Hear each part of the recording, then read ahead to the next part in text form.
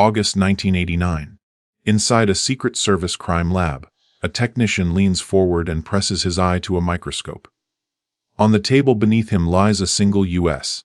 $100 bill, seized during a routine currency investigation in Manila. At first glance, it looks ordinary. The paper feels right.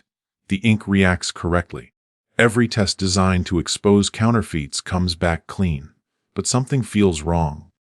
The technician increases the magnification, then increases it again. At 400 times zoom, his stomach drops. The problem isn't that the bill is flawed. It's that it isn't. Lines that should be slightly uneven are razor sharp. Areas that usually show microscopic wear from aging printing plates are pristine. Tiny imperfections, the kind the U.S. Treasury deliberately leaves in real money, have been corrected. Not accidentally. Intentionally. This bill isn't just counterfeit. It's better than the real thing. By the time this discovery is made, thousands of identical bills are already circulating across the world.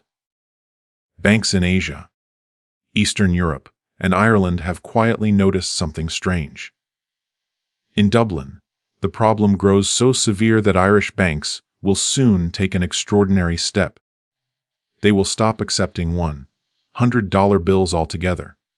Think about that for a moment. The world's reserve currency, rejected in a modern Western banking system, because no one can reliably tell real from fake. Behind this operation is not a lone engraver in a basement, not a chemist, not a traditional criminal syndicate. It's a 60-year-old Irish revolutionary who walked into North Korea and walked out with something no one should ever possess: the ability to print American money. The United States will eventually spend hundreds of millions of dollars redesigning its currency to stop what he unleashed. Entire security systems will be rewritten. Global banking procedures will quietly change, and the man responsible will never spend a single day in an American prison. This is not just a story about counterfeit cash. It's the story of how trust itself, the invisible foundation of modern money, was forged, duplicated, and weaponized, and how one man proved that even a superpower's currency can be copied if you know where to look and who to ask. Dublin, 1988. Sean Garland has a problem that ideology can't solve. As president of the Workers' Party of Ireland, a Marxist organization that splintered from the IRA, Garland commands a quiet but extensive network across Europe: operatives, safe houses, travel routes, printing presses, false documents, weapons caches. None of it is glamorous, and none of it is cheap. Revolution, it turns out, runs on cash. For years, money was the one thing Garland didn't worry about. The Soviet Union quietly bankrolled the operation, funneling more than £1 million Irish pounds through front companies routed via Moscow. As long as the Cold War machinery kept turning, the checks arrived. Salaries were paid. Guns were bought. The network expanded. Then the phone calls stopped. By the late 1980s, the Soviet Union is collapsing under its own weight. The Kremlin's priorities shift inward. Foreign revolutionary projects become expendable. Garland's contacts go silent. The money pipeline dries up almost overnight. But the costs don't. Safe houses still need rent. Operatives still need documents. Men who can't use their real names still need to move across borders. Bribes still need paying. Without cash, the entire structure begins to rot from the inside. Garland watches decades of work start to unravel in real time. This isn't about personal enrichment, at least not yet. For Garland, this is about survival. Of the party, of the network, of a lifelong cause built patiently over 30 years. Walking away would mean admitting failure, letting the system win. And Sean Garland is not a man who accepts defeat quietly. As traditional fundraising methods fail, donations, sympathetic governments, old Cold War channels, Garland is forced to confront a reality every underground movement eventually faces. Belief alone doesn't pay bills. If the money disappears, the revolution disappears with it. To understand why Sound Garland doesn't simply walk away, you have to understand the kind of man he has always been. On New Year's Day, 1957, Garland is 23 years old.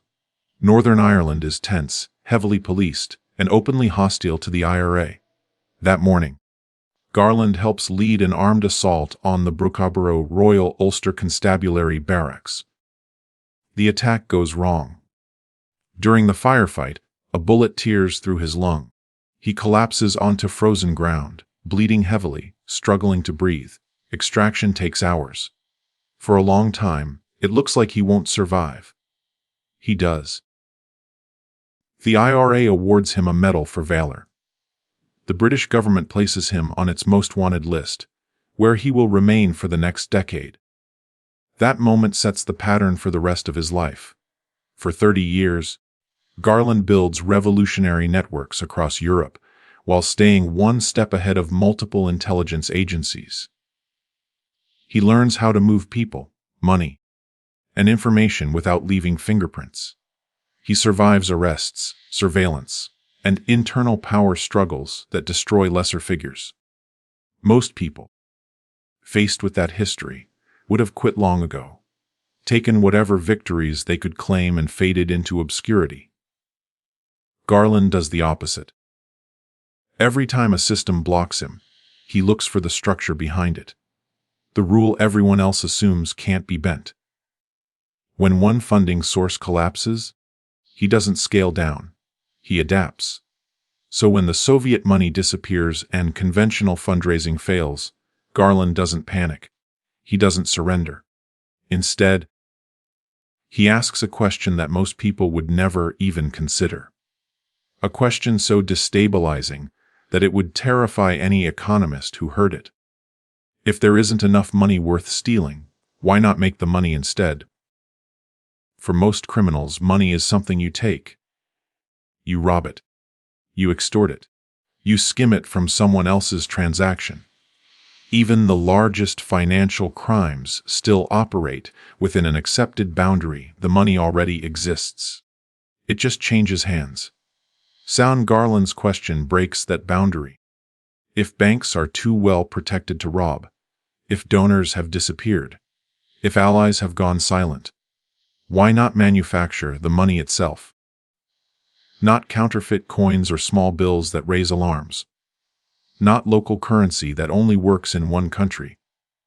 Garland's thinking goes further than that. He fixates on a single idea with global reach. The US dollar. American currency is accepted everywhere on Earth. It moves across borders without explanation. It doesn't need conversion. It doesn't need trust in the person carrying it. It carries its own authority. If you could print dollars, real dollars, not obvious fakes, you wouldn't just fund a movement. You'd tap directly into the bloodstream of the global economy. There is only one place in the world positioned to attempt something like that: the Democratic People's Republic of Korea. By the late 1980s, North Korea is cash-starved and isolated, cut off by sanctions and hostile diplomacy. Its own currency is worthless outside Pyongyang. Yet the regime is technologically capable, deeply anti-American, and already operating a shadow economy through weapons sales, insurance fraud, and narcotics. Kim Il-sung's government needs hard currency to survive, to buy weapons, to import luxury goods for party elites, to keep the system running. Garland needs a funding source that doesn't depend on Moscow, elections, or ideology. Their interests align perfectly.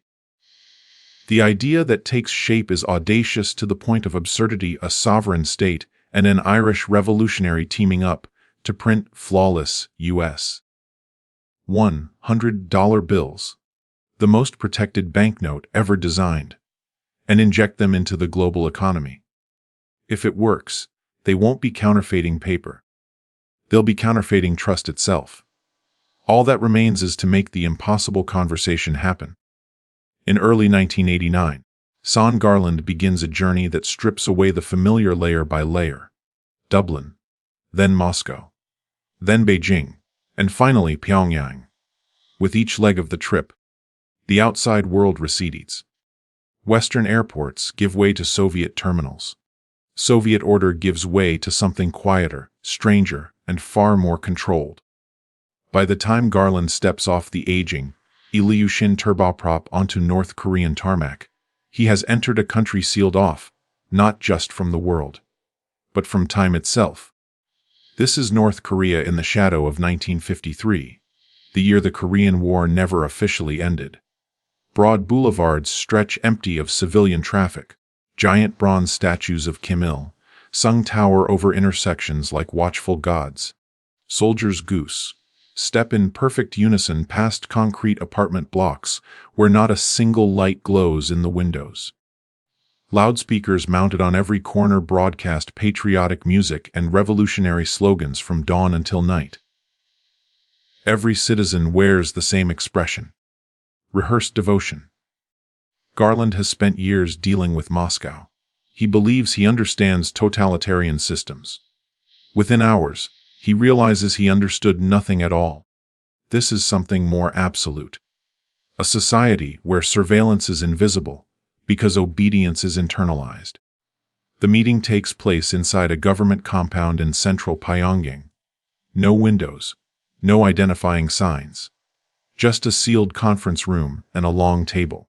On one side sit officials from Office 39, Kim Il-sung's secret bureau tasked with generating foreign currency by any means necessary. Insurance fraud, arms deals, drug production, whatever works. On the other side sits a foreigner with a thick Dublin accent and a proposal that, if exposed, would amount to an act of economic warfare against the United States. The door closes, and the conversation that follows will quietly reshape global money for decades. The pitch Son Garland delivers in that windowless room is simple and staggering. North Korea will use its state resources, industrial facilities, engineers, chemists, and security to produce flawless US $100 bills, not crude forgeries, perfect replicas capable of passing every test used by banks and governments. Garland will handle distribution, moving the currency through criminal networks across Europe and beyond. Profits will be split. If anyone is caught, Pyongyang will deny everything. Just another rogue smuggling operation. Nothing to do with the state. Both sides understand what's really being proposed. This isn't ordinary counterfeiting. It's a direct attack on the foundation of American financial power. U.S. currency isn't backed by gold or silver. It's backed by global trust. Faith that every bill represents real value. If they can reproduce that trust, they can siphon wealth from the U.S. economy every time a bill changes hands. The logic is irresistible. For North Korea, success means unlimited hard currency without asking anyone's permission. For Garland, it means independence from donors, governments, and collapsing alliances. A funding source that can't be shut off with sanctions or political pressure. There is only one problem. No one in that room is naive.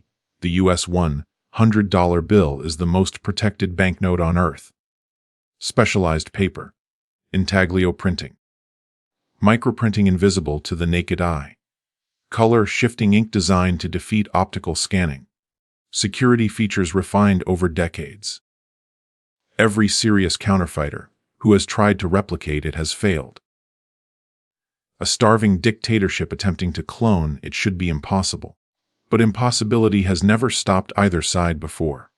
The agreement is reached quickly. Too quickly. Once spoken aloud, there is no walking it back. If this works, they won't just fund a movement or a regime. They will rewrite the rules of money itself. Deep inside North Korea, preparations begin. The operation doesn't take place in a back alley or a hidden basement. Deep inside a military compound outside Pyongyang, North Korea constructs an industrial-scale counterfeiting facility under direct orders from Kim Il-sung. This is a state project. Engineers, chemists, and master engravers are pulled from across the country and placed under the authority of Office 39. They work in rotating shifts, sealed off from the outside world. They are forbidden from discussing their assignment with anyone, including their families. The penalty for talking is execution. The penalty for failure is the same. The incentive for success is unlimited funding for the regime and personal rewards for those involved. Almost immediately, they confront the first impossible problem. U.S. currency isn't printed like ordinary paper.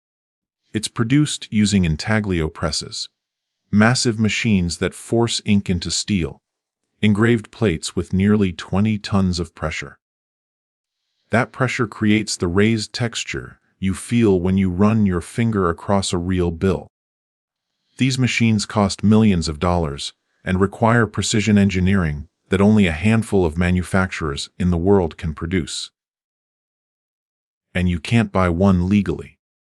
In 1990, North Korean intelligence agents locate a press through shadowy intermediaries in Japan and Germany, companies willing to sell without asking who the final customer is. The machine is shipped to Pyongyang in crates labeled agricultural equipment. Customs officials along the route are bribed to look the other way. Within months, the press is installed 2 stories underground, hidden from satellite surveillance. When it roars to life, technicians in white coats watch Benjamin Franklin's face emerge in perfect, raised relief. Then comes the second problem: the paper. U.S. money isn't printed on wood pulp. It's made from a classified blend of 75% cotton and 25% linen, embedded with microscopic red and blue security fibers. The formula is a state secret. The machinery to produce it costs tens of millions. North Korea shops globally: Hong Kong, Switzerland. Eventually, an Eastern European paper mill agrees to sell without asking what the paper is for.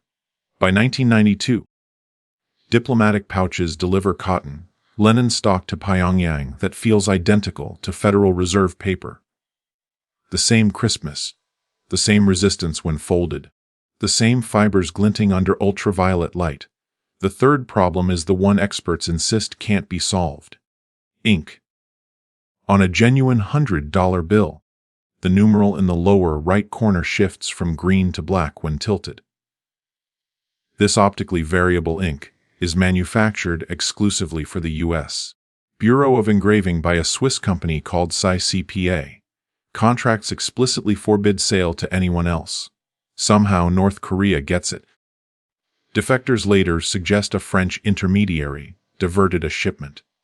Others believe Pyongyang's chemists reverse-engineered the formula through spectrographic analysis, breaking it down molecule by molecule and rebuilding it from scratch. By 1994, the counterfeit bills have the color-shifting effect. They pass every field test the Secret Service has ever designed. The facility now runs 24 hours a day, 7 days a week. Military guards protect a project they don't understand. Vaults fill with stacks of perfect $100 bills, stored like ammunition waiting for deployment. And the United States has no idea this place exists. There's one final twist.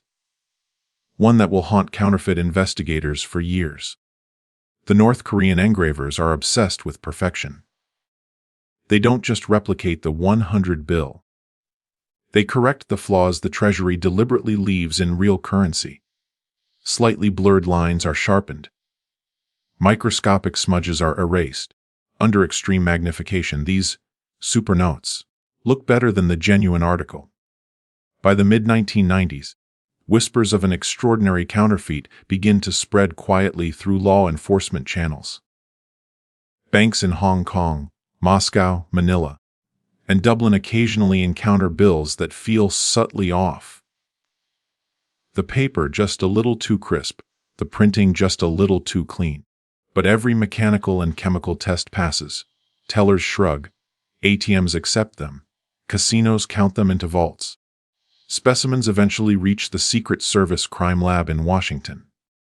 Analysts run them through every detection protocol. Almost nothing fails. The bills are given a code name Supernotes, short for super counterfeits. These are no ordinary fakes. They are indistinguishable from real money, spendable anywhere, created from nothing. Now the challenge shifts from production to movement. Supernotes are useless if they can't leave North Korea. Garland's next problem: how to transport millions of dollars in counterfeit bills across international borders without ever being detected. And here, as always, the answer lies in a loophole no one thought to exploit. Garland's solution is deceptively simple, yet brilliantly audacious. He exploits diplomatic pouches. By international treaty, sealed bags traveling between embassies cannot be opened or inspected by customs officials anywhere in the world. What goes inside is assumed to be official correspondence. No one can legally look. No one can interfere. Garland packs these pouches with millions in supernotes. From the North Korean embassy in Moscow to Europe, the cash moves completely invisible. Couriers walk through airports untouched. X-ray machines never see it. By the time the bills reach European banks, their origin is entirely untraceable. Distribution requires partners who understand local banking, currency exchange, and risk. Garland's key European ally is Hugh Todd, an Irish, South African hustler with deep connections across London, Johannesburg, and beyond. Todd's operation is elegant in its simplicity. He pays 30 zlotys in legitimate currency and receives 100 zlotys in supernotes, a 70% discount on money itself. He then deposits the bills into banks, casinos, and exchange houses across Europe. Profit margins exceed 200%. Garland collects the proceeds as funding for his Workers' Party operations, and for personal luxuries when he chooses. By the late 1990s, circulation is so widespread in Ireland that major banks, Allied Irish, Bank of Ireland and Ulster Bank, stop accepting 100 bills entirely. Tellers are instructed to politely refuse them. American tourists, carrying what they believe are legitimate notes, find themselves stranded.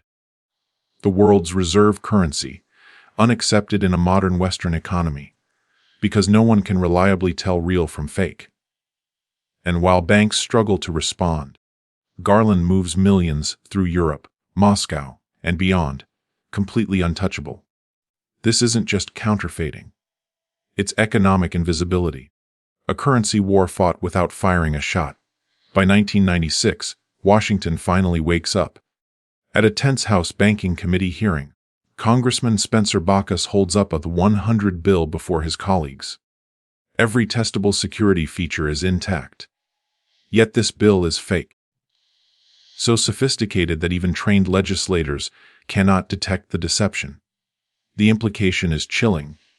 If lawmakers can't tell the difference, ordinary citizens have no chance. Garland and North Korea have found a way to counterfeit not just money, but trust itself. The CIA, Secret Service, FBI, and Treasury launched the largest counterfeiting investigation in U.S. history. They strongly suspect North Korea. Defectors provide clues about the Pyongyang facility. But directly accusing a nuclear, armed nation carries unacceptable diplomatic risk. The strategy changes. Instead of attacking Pyongyang, the agencies target the one person they can reach: Garland himself. The FBI devises a plan that sounds like fiction. It will require agents to become criminals themselves, to infiltrate the underworld and earn the trust of smugglers, couriers, and intermediaries. Operation Smoking Dragon will run for years. A sister operation, Royal Charm, runs on the East Coast. Together, they map the entire Supernote network from Europe to Los Angeles. Undercover agents set up as mob-connected buyers in Southern California. They let word spread: anything illegal, top price paid. Counterfeit bills, narcotics, stolen equipment. All fair game. Within months, the bait works. A smuggler connected to the triads approaches, offering the finest fake hundreds in the world.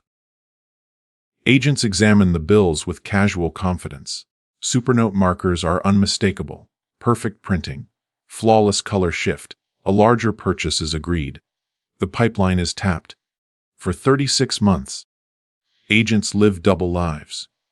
Meetings in dimly lit parking garages, burner phones destroyed weekly, fabricated backstories verified through corrupt contacts. Every deal builds the map of a vast international conspiracy, couriers in Newark, intermediaries tied to North Korean diplomats, cash moving through European and American banking systems. By 2004, the network is fully mapped. The U.S. government knows exactly how money flows, and who sits at the center. The man with the hat, Sound Garland. A coordinated strike begins. Across multiple time zones, federal authorities sweep up 87 suspects and seize over $4.5 million in counterfeit currency. Supernotes are hidden in books, fabric bolts, children's toys, even birthday card displays. The ingenuity of the concealment is staggering. To catch one particularly cautious group, the FBI stages a fake wedding on a yacht off Atlantic City. Invitations sent. Champagne ordered. DJ hired. Guests arrive expecting a celebration. But handcuffs replace wedding rings. The yacht never leaves the dock. Under pressure of life sentences, key operatives flip. Hugh Todd provides detailed testimony. Another informant leads agents to Moscow, where $70 in Supernotes is discovered cleverly concealed in luggage. Piece by piece, the empire unravels. Garland is finally indicted. But this is only the beginning of the struggle. Catching the man is easier than holding him. In September 2004, a federal grand jury in Washington quietly indicts Sound Garland and 6 co-conspirators for operating an international counterfeit currency network from 1997 through 2000. Garland is officially the most wanted counterfeiter on Earth, but he is not in custody. For over a year, he evades capture by staying in the Republic of Ireland, where Dublin historically protects its citizens from foreign extradition. Then, on October 7, 2005, he makes a miscalculation. Crossing into Belfast, British territory, to deliver a keynote at a Workers' Party conference, he is arrested by tactical officers dressed in black helmets and visors. The frail, white-haired man is handcuffed. Decades of shadowy operations seemingly at an end. But Garland's fight isn't over. In a Belfast courtroom, the 71-year-old shuffles in, appearing frail and confused. A grandfather in appearance, a strategist in mind. His lawyers argue for a medical defense, citing diabetes, heart problems, and potential cancer. Against expectations, the court grants bail. Garland walks out and crosses back into the Republic of Ireland, where the U.S. has no jurisdiction. He transforms from fugitive to folk hero. The narrative shifts. American charges become political persecution, a punishment for decades of socialist activism. Artists, trade unionists, old IRA comrades, and even folk legend Pete Seeger rally to his cause. The frail revolutionary becomes a symbol, one man outmaneuvering a superpower. In 2009, after repeated procedural requests, Irish police rearrest Garland. At 75, he is thin, pale, and fragile. His defense argues Irish law prohibits extraditing citizens for crimes committed primarily on Irish soil. Extradition is denied. The U.S. is stunned. Garland walks free. He retreats to a quiet cottage in County Meath, never admitting guilt, never revealing Pyongyang contacts, and lives out his remaining years in obscurity. On a cold December day in 2018, Sound Garland dies peacefully at age 84. Never imprisoned, never publicly disgraced, but forever remembered as the man who forced America to redesign its money. His legacy remains in your wallet. Every 100 bill printed after 2013 carries the result of his audacious Operation 3D holographic ribbons. color-shifting Liberty Bells, and intricate security features developed in response to his Supernotes. The U.S. Treasury spent hundreds of millions redesigning currency to ensure that no one could replicate it again. One man, one rogue state, and a global currency reshaped forever. If you found this story fascinating, don't forget to subscribe for more real-world tales of extraordinary crime, intelligence, and intrigue from around the globe. Hit the bell icon so you never miss an episode.